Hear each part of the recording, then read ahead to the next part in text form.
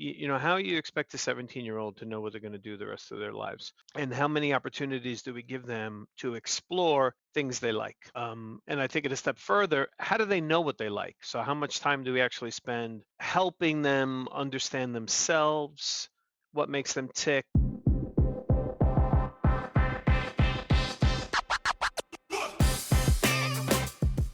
Welcome to School and Around, a podcast hosted by Branching Minds, featuring prominent leaders, subject matter experts, and thought innovators with their perspectives on the current challenges facing K-12 education.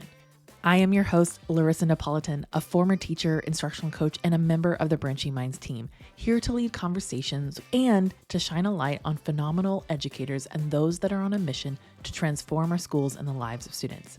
Maybe you've been listening for a while, or this is your first episode. If you like what you hear, would you do us a favor by rating and reviewing us on iTunes? This is a fantastic way to tell us you enjoy what we are creating. Also, if you want more MTSS resources, sign up for our weekly newsletter using the link in our show notes, and check out our website for all the blogs and guides you would ever need about MTSS.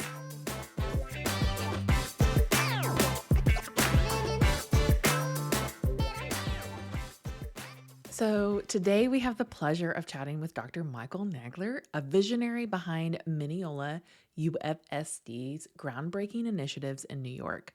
How are you today? I'm fantastic. So I'm going to give you guys a quick snapshot of Dr. Nagler's leadership, which has been extraordinary. And so for those of you who don't know who he is, I'm just going to name a few things that he has accomplished. He has spearheaded initiatives like the one-to-one iPad program, earning his district Mineola 5 out of 5 Apple Distinguished School titles, and paved a coding pathways for kindergartners through 12th graders. He's also championed student-centered learning, fostered innovation, and drove change across the district, which is evident in Synergy, which is the competency-based branch of high school we're going to talk about today. So with such an impressive track record, it's no surprise that Dr. Nagler has been named the 2024 COSIN and AASAHQ Empowered Ed Superintendent of the Year. Congratulations, Dr. Nagler. Thank you. You probably weren't prepared for that kind of intro. Um, I find it humorous sometimes. I'm very blessed to have a fantastic team that really does all the work. I don't really do much. I have a few ideas every now and again, and I hand it off to people, and they make it happen. So, to start, I really want to ask you what inspired you to pursue a career in education, and maybe how has your journey led you to sort of an innovative leadership role that you hold today? It was by default. I was going to be a lawyer, and I came home back to my parents' house, and my mother said, "You need to get a job." And she was a principal. So she said, "Why don't you try teaching?" And I said, "Yeah, I'm not going to do the family business, Mom." And I ended up eating those words. I loved it. I loved it, and started in New York City. I'm a city kid, and I had a great time. And it just brought joy to my heart to actually engage with kids. And I never went back. I never thought about law school again. And over time, I got into administration, and I left the city and came out to Mineola in 1999 as an assistant principal in the middle school. So I've worked my way up the ladder, and I'm finishing up my 15th year as superintendent. So a lot of the success I enjoy is because of the longevity I've had in the position.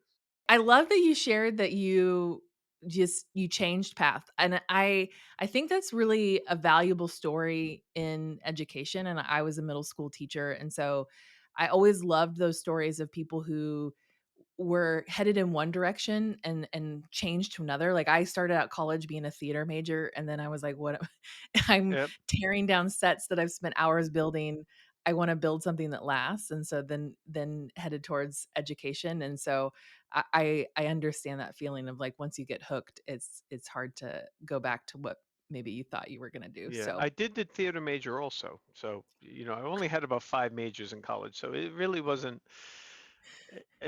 It's and what we deal with high school now with kids, it's a transition to come of the work we're doing is, how you expect a 17-year-old to know what they're going to do the rest of their lives, and how many opportunities do we give them to explore things they like.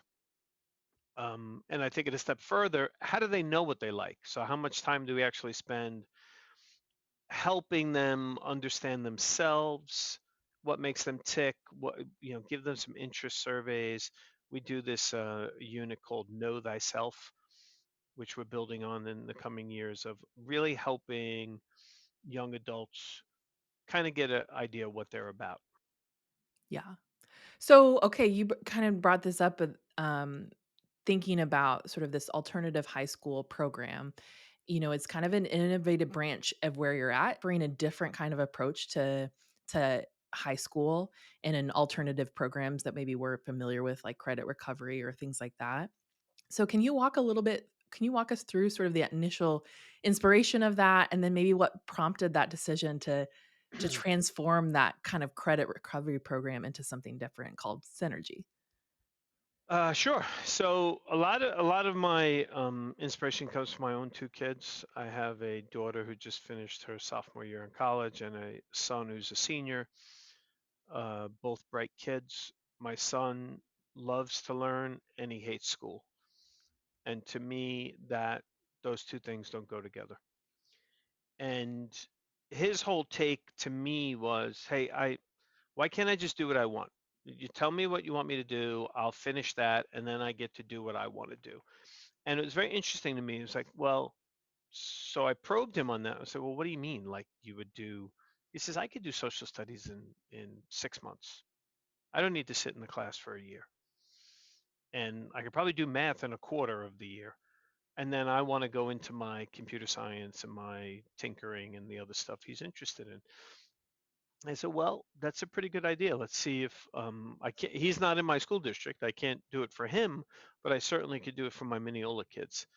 And that's the genesis of synergy. That's a perfect example of how, often we try to make kids kind of fit into the mold of what traditional school is. And so, it really should fit to the student and rather than the student fit to the mold. And so I think that that's a fantastic way to sort of approach it. And you're right, there's so many kids that are just like they're very bright and very capable, and so if you give them, the space to do the work and, do what they need to do, they are on the precipice of discovering more. Like, you don't wanna squash that out either, like, Yeah. that tenant that desire to learn something, you don't wanna squash that out, so I appreciate that. So, maybe how did you sort of proceed with that with your team? What was that conversation like? "Hey, let's do something different with this." Well, a lot of things happened at the same time. We had our old MAPS program, which was a credit recovery, as you mentioned. The Literally the building across the street from my high school came on the market. It was an old bank that I was very lucky in able to beat out a couple of big hospitals and purchase the building. So it gave us the place to let the idea flourish, and in close proximity to the high school. And um, it started with this idea of how do we get rid of periods? How can we leverage some of the lessons we learned during the pandemic about virtual learning and accessing virtual materials for school, videos particularly? And how do we combine all of that to give kids really help kids be self-directed in their path and their learning? And competency based has always been something that has been attractive to my team because it fosters a lot of the things we do in the younger grades with our badge books and our um, ability for kids to choose pathways in how they learn.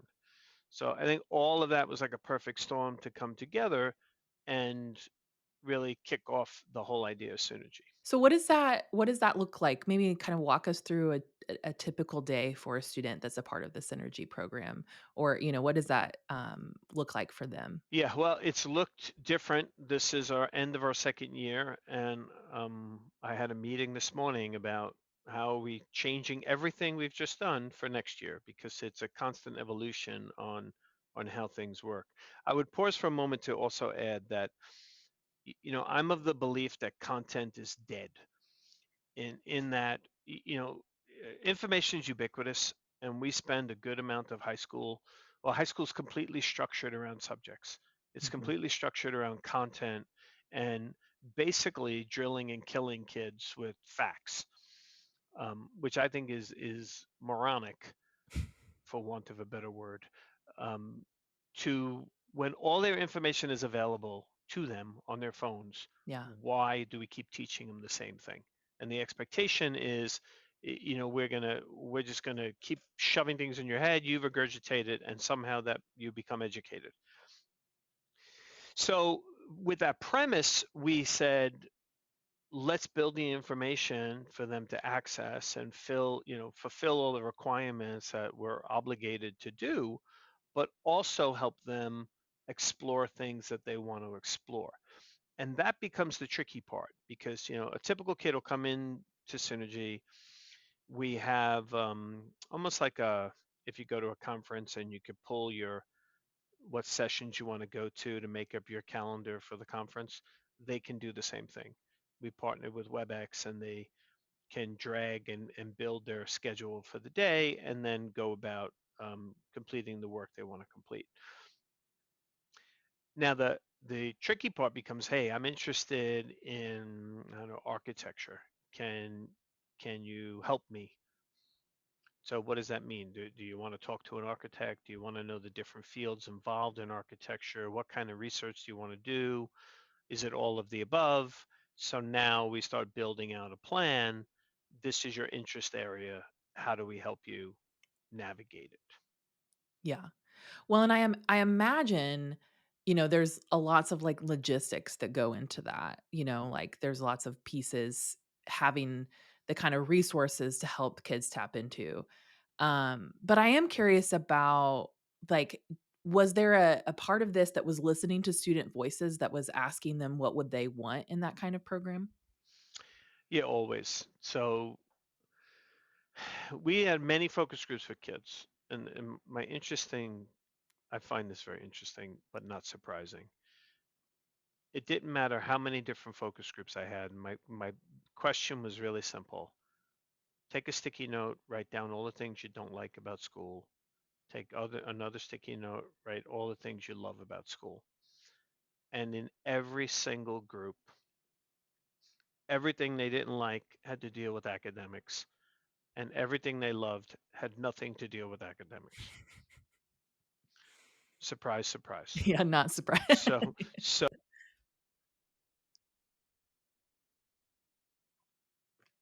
expression all the time. We're obligated to do the things we have to do. And the other side of that are things we want to do. So how do we bridge that gap between the two?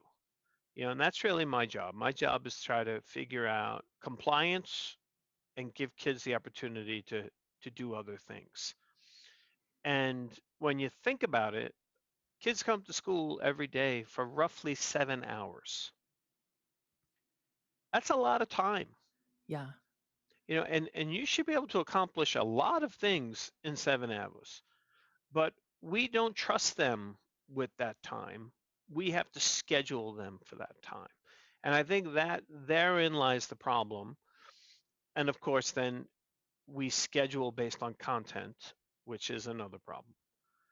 So if you free up those uh, things that restrict you, how do you find your place and find kids time to do what they want to do? Is the general theme, and high schools struggle with it. They Yeah. struggle with it. Well, and that you're right, because there is that part of, the compliance part of, like, kids needing certain credits to graduate and whatever the state has sort of dictated as requirements. And so you're following that, but you also wanna give the space, because I do think you're right in the fact that they graduate high school and they're expected to know the path they wanna pursue in life, right? And really, you've maybe spent a semester in some, career class at one point in high school to think about it, but I think that giving more space to that can be really fruitful for those students to even pursue some of those interests. Because I think about, like, if I had maybe more theater classes in high school, I might have determined that wasn't the major that I really wanted to pursue, and Yeah. like, sooner. But I think that incorporating student voice is really important, and it is very telling that they aren't as drawn to that academic portion of the learning, because we want to foster that learning in them.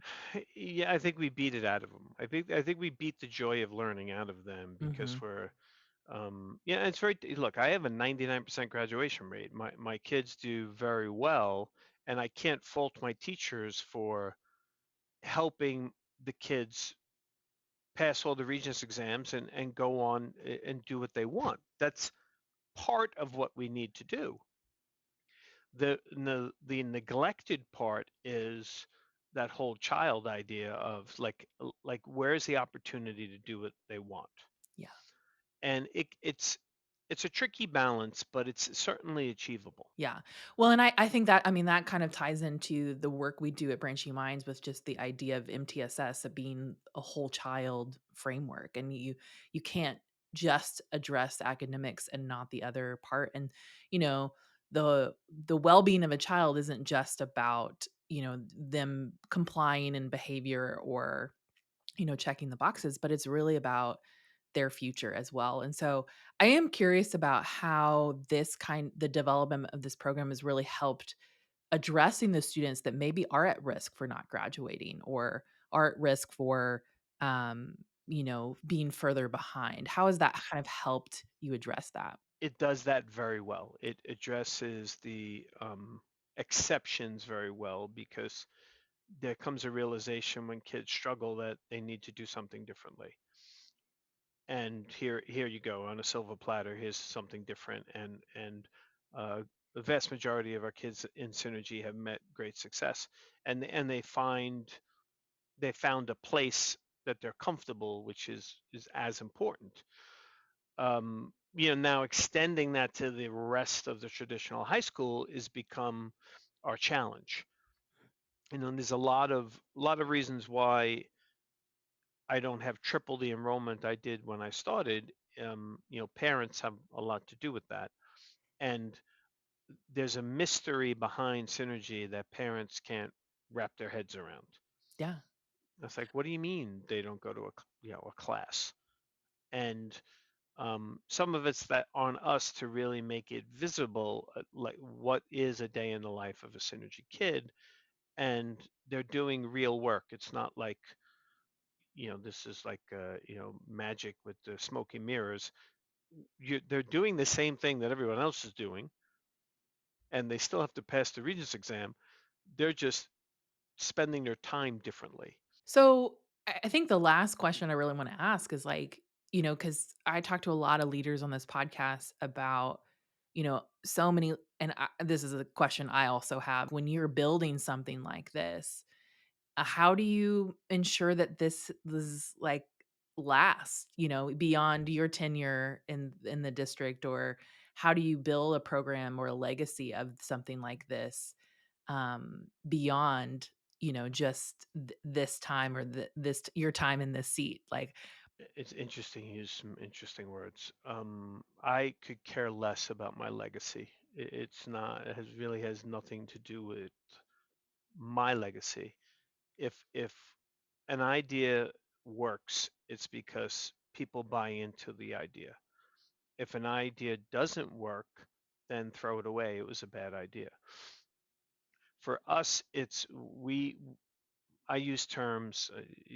I use this notion of ENR thinking. It's an evolution, not a revolution thinking. mm, So, how are you evolving a concept, a program, an idea over time?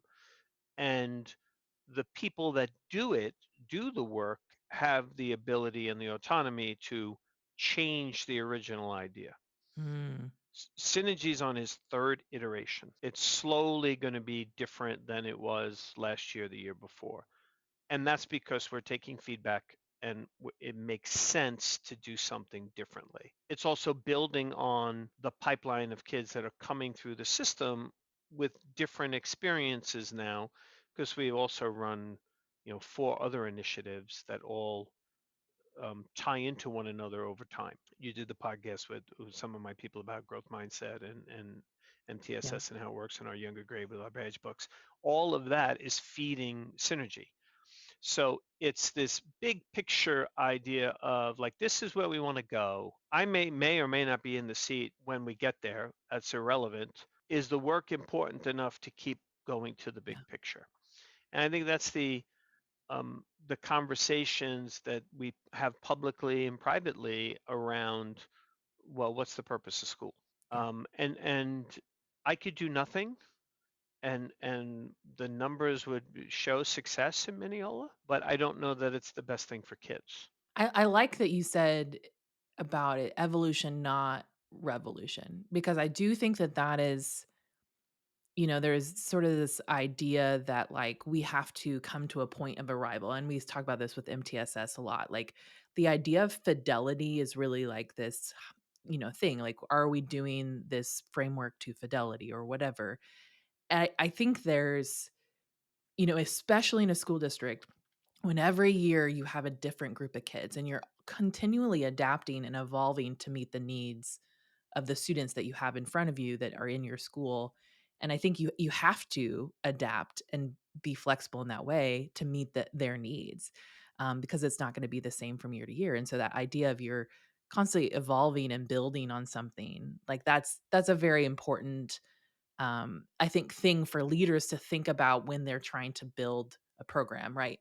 You can't hold this ideal in your head, hold it too tightly, I guess, in a way. Like, because I think if you hold it too tightly, then, then that's where I feel like there will be less buy-in or less, um, joining hands and doing the work together instead of the leader saying this is the way that we have to do it. So I think that that's Yeah. a great, I like that See, approach. all of the leaders in my district are trained in ENR thinking. That's if I harp on anything with them is what's next? How do we evolve? There's a concept in a startup. Startups have this concept called MVP, a minimal viable product. And how do you know when you're ready to launch something is when you have your MVP, you go. And the concept is people are going to tell you what's wrong with it, and that's when you fix it. So the feedback loop is constant, and your real work is making those adjustments after you launch to get satisfied customers. We don't think like that in education. We want to make this perfect little plan and put a bow around it and deliver it. And if it's not working, we get very stubborn. Mm, It's not the product's fault. It's the implementation's fault. Instead of saying you throw the thing out, where it's a waste of time, we need to regroup. Being nimble and flexible are not adjectives we use in education. yeah. And the speed of change that occurs, especially with technology, really requires this next generation to Yeah. change. Yeah. Well, oh, I mean, you're preaching to the choir. I mean, the frustration that happens, I think in the teacher's seat of when change doesn't happen soon enough, or because we're seeing in front of us the needs that students have. And when that change doesn't happen fast enough, we see what happens to that student and they fall further behind or, and I think that the nimbleness, I like that you use the word nimble because I think that that would be a asset to many, districts that are trying to do the work of trying to adjust to the needs.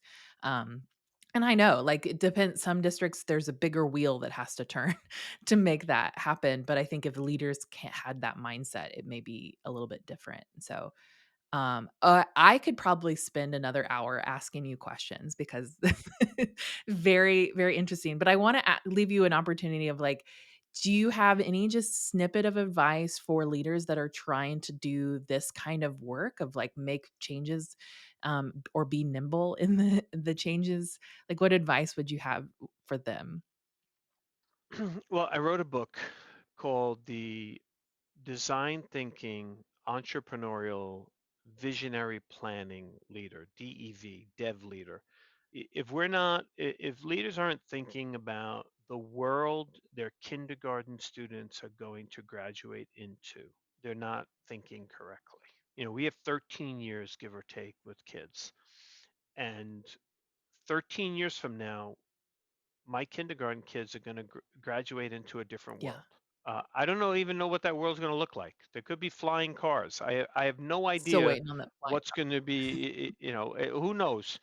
But there are skills and things that I could be teaching kids, aptitudes, their growth mindset, ways of thinking that are going to prepare them for that world. Yeah. And no one is telling me to do it. No one's telling me I have to teach, information literacy skills.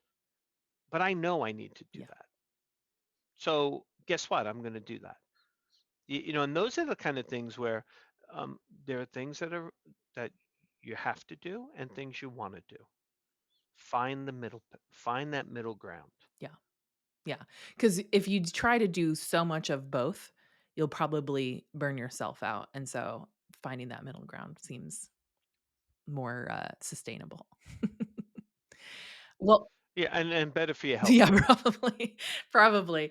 Well, thank you so much for talking about synergy and about your district and then just even about leadership. I think this is a very valuable conversation for our listeners, and I will definitely share in our show notes if your book is there's a link if you want to share that with me. I can share that out so that if leaders are interested Yeah, sure. in learning more about it.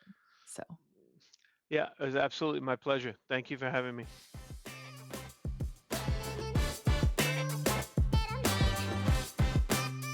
thanks for listening to Schoolin' Around, a podcast hosted by Branching Minds. Go ahead and subscribe to our feed wherever you listen to podcasts. And don't forget, if you are enjoying our content, would you do us a favor and rate and review our podcast on iTunes? This helps others find our podcast and lets us know how much you love what we're creating. Branching Minds is an educational technology company using learning sciences and technology to help districts effectively personalize learning through MTSS. To learn more about us, check out our website, branchingminds.com, or follow us on Twitter, Facebook, or LinkedIn at Branching Minds.